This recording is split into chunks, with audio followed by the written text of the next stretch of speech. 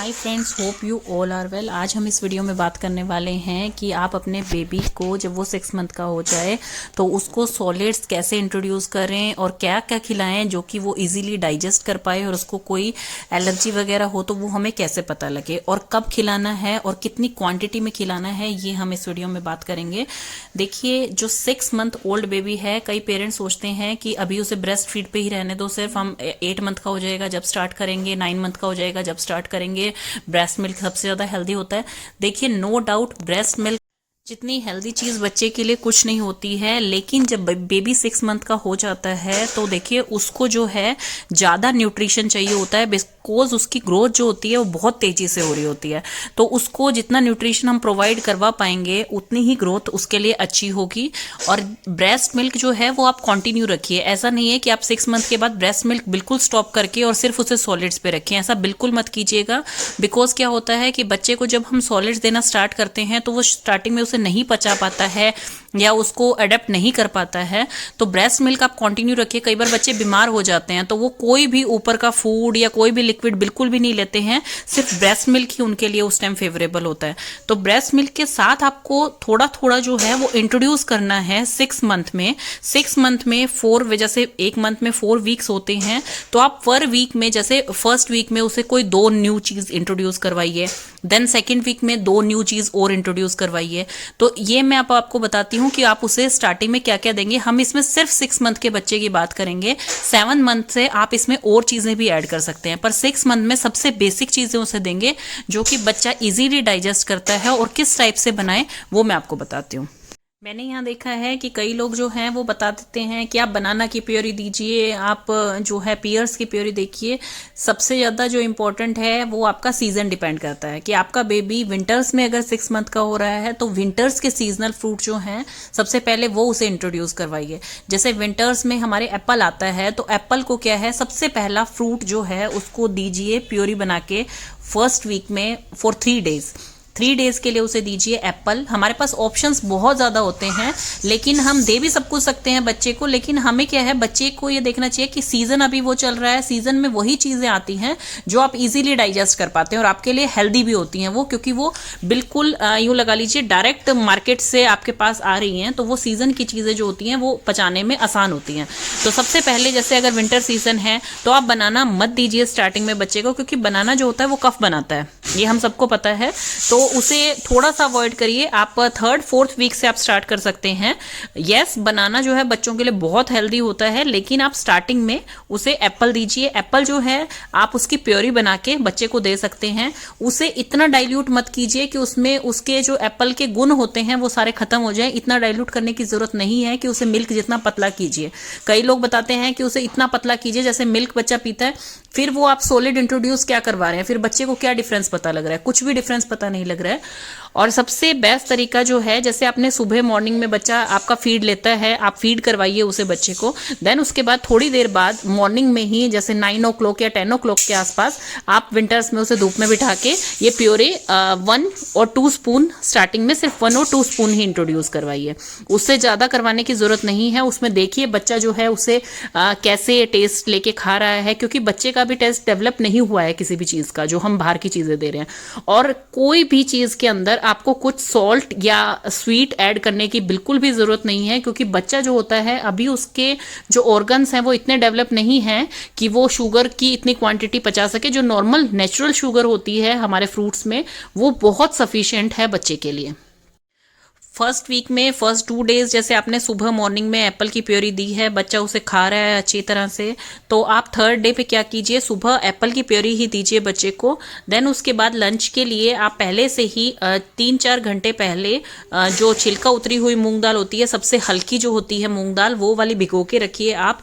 भिगोने से क्या फायदा होगा, अगर हम डायरेक्ट उसकी विसल लगवा देंगे तो उसमें क्या होता है, गैस, जैसे हम प्रेशर कुकर में गैस होती है ना, वैसे ही हमारी बॉडी में जाके वो गैस बनाती है, चाहे वो कितनी भी लाइट वेट आपकी दाल है। तो इसलिए उसको पहले आप भिगो के रख देंगे तो वो पकने में कम टाइम लेगी। और जितना पकने में कम टाइम लेगी, पहले के लोग क्या करते थे कि पूरी नाइट उसे भिगो के रखते थे और डायरेक्ट मिट्टी के बर्तन में उसे बनाते थे, तो उसके अलग ही न्यूट्रिएंट गुण आते थे। इवन मैं भी अपने बेबी के लिए जब है तो वो मैं सुबह भिगो के रख देती थी, 5 घंटे बाद मैं उसे बर्तन में उबलने के लिए रख देती थी मैं, उसको विसल नहीं लगवाती थी। तो उससे क्या है कि वो बहुत ही अच्छी गाढ़ी एकदम बन जाती थी, क्योंकि बिकॉज हमें स्टार्टिंग में सिर्फ बच्चे को जो है मूंग दाल का पानी ही इंट्रोड्यूस कराना चाहिए। मूंग दाल को मैश करके आप सेकेंड वीक से दे सकते हैं। तो फर्स्ट वीक में मैं मूंग दाल का पानी देती थी। मूंग दाल के पानी में सारे न्यूट्रिएंट आ जाते थे, वो इतना थिक बन जाता था जब हम उसे बिना प्रेशर कुकर के पकाते थे। तो वो बहुत ही अच्छी चीज़ है, आप वो दे सकते हैं। देन आपकी फर्स्ट वीक में जैसे आपने एप्पल की प्योरी दी है, तो आप लास्ट के 4 डेज तक आपने मान लीजिए एप्पल की प्योरी दी है, लास्ट के 3 डेज में आप उसको कैरेट की प्योरी दे सकते हैं। आपने एक फ्रूट इंट्रोड्यूस कर दिया, एक वेजिटेबल इंट्रोड्यूस कर दी, और कैरेट की प्योरी जो है आप उसे बॉयल करने की बजाय स्टीमर में बनाएं, तो वो एक तो हेल्थ बेनिफिट बहुत अच्छे होते हैं उसके, वो स्टीम होती है तो उसमें प्रॉपर न्यूट्रिएंट उसके रहते हैं। आप उसे बॉयल करेंगे तो क्या है, उसके इतने गुण उसमें नहीं रह पाते हैं। तो वो उसके करने के बाद आप उसे ग्राइंडर्स में ग्राइंड कर सकते हैं, आप उसे मैशर से ग्राइंड कर सकते हैं। आप उसे ग्राइंड करने के बाद वो 1-2 स्पून आप बच्चे को दीजिए। ये जैसे आप पिक में देख पा रहे हैं, ये स्टीमर है। आप इसको एक कोई भी कढ़ाई लेके उसमें थोड़ा सा पानी लेके और देन स्टीमर को उसके अंदर रखिए और ये स्टीम हो जाएगा। जब हल्का सा स्टीम हो जाएगा, ऐसे ही आप एप्पल को कर सकते हैं। ये तो इसमें पंपकिन हो रहा है, तो इस टाइप से होने के बाद उसे आप हैंड ब्लेंडर से भी ब्लेंड करके और उसमें जो है थोड़ा सा ब्रेस्ट मिल्क डाल सकते हैं, ताकि वो बच्चे की जो है हल्की प्योरी बन जाए, बिकॉज वो बहुत गाढ़ा हो जाएगा अदरवाइज। लेकिन किसी भी प्योरी को स्टार्टिंग में इतना डाइल्यूट ना करें कि उसकी न्यूट्रिएंट वैल्यू ही 0 हो जाए और हम सिर्फ बच्चे को बस वो नाम का खिला रहे हैं, ऐसा ना करें। हल्का सा उसे इतना रहने दें कि जब हम स्पून में उसे उठा रहे हैं तो वो नीचे नहीं गिर रहा है, सेमी सॉलिड टाइप वो बना हुआ है। तो वो बच्चे की जो है उसकी जो मूवमेंट है जॉ की, वो भी अच्छी होगी। अगर हम उसे सिर्फ लिक्विड की तरह दे रहे हैं तो जैसे वो आपका फीड लेता है उसी टाइप से उसे डायरेक्ट अंदर ले जाएगा, तो वो उसके लिए इतना फायदेमंद नहीं होगा।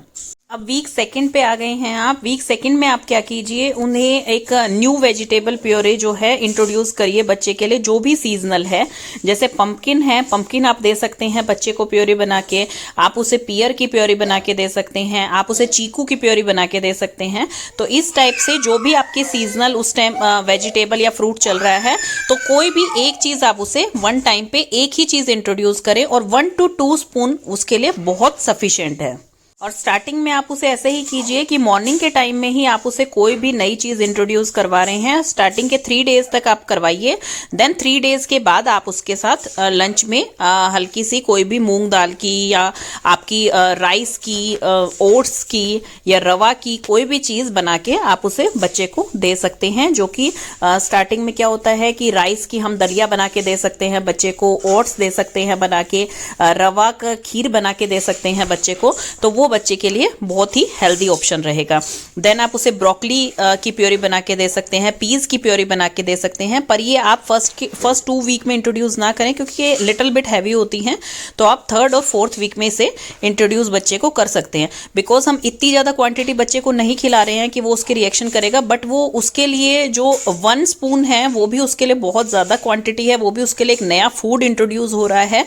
तो वो पचा पाता है नहीं पचा पाता, उसके गैस हो रही है, ब्लोटिंग हो रही है, उसका सब सिस्टम आपको देख के, एलर्जीज वगैरह देख के, देन वो आप चीजें कंटिन्यू कर सकते हैं। तो आपको मेन ध्यान जो रखना है, एक तो सीजनल चीजें दे बच्चे को। जैसे कि गर्मियों का सीजन है तो आप उसे बनाना दे सकते हैं, स्टार्टिंग में मैंगो दे सकते हैं, पियर दे सकते हैं, क्योंकि गर्मियां जो होती हैं वो फ्रूट का सीजन होता है और जो सर्दियां होती हैं वो वेजिटेबल का सीजन होता है। तो आप उस टाइप से उसे इंट्रोड्यूस कर सकते हैं। मूंग दाल जो है वो आपकी 12 महीने रहती है, तो उसका वाटर आप फर्स्ट वीक में 3rd डे से स्टार्ट कर सकते हैं। मूंग दाल का पहले आप वाटर दीजिए, 2nd वीक में आप थोड़ी मूंग दाल को मैश करके दीजिए, 3rd वीक में आप उसको खिचड़ी बना के दे सकते हैं। जैसे टूटे हुए राइस होते हैं और भीगी हुई मूंग दाल होती है, तो उसे जो है खिचड़ी टाइप में बना के बिल्कुल मैश करके वो खिला सकते हैं। और जितना हो सके बच्चे को फ्रेशली प्रिपेयर्ड चीज़ें ही दें। ऐसा नहीं है कि उसको किसी जार में आपने सेव कर लिया फ्रिज में, बिल्कुल भी ना करें ऐसा। और देखिए ये जो मैं आपको दिखा रही हूँ, ये एक बेबी का आता है जिसे वो सक करके इसमें लेता है न्यूट्रिएंट, बट मैंने इसे 8 मंथ्स में इंट्रोड्यूस किया था मेरे बेबी को। फर्स्ट 6th और 7th मंथ में जो है मैंने उसे स्पून से ही खिलाई थी, जो चीज़ खिलाई थी। इसमें मैंने 8th मंथ में उसे जैसे अनार के दाने हैं या कोई भी ऐसा फ्रूट है जो कि आप या तो जूस ही निकलेगा उसका प्योरे वगैरह नहीं बना सकते हैं आप, तो वो फ्रूट आप इसमें डाल के दे सकते हैं। बच्चा सक करता रहता है तो उसका जूस उसके अंदर जाता रहता है। स्टार्टिंग में हम उसे जो खिलाना स्टार्ट करते हैं, बच्चे का टेस्ट जो है, टेस्ट बड उसी तरफ से डेवलप होने लग जाते हैं और वो आगे जाके उसी चीज़ों को खाना पसंद करता है। तो इसलिए शुरू में ही आप हेल्दी चीज़ें देंगे बच्चे को तो वो काफ़ी अच्छा रहेगा। इसमें आप स्वीट पोटैटो और पोटैटो भी ऐड कर सकते हैं, जिससे कि बच्चे के वेट गेन में भी बहुत फ़ायदा होता है।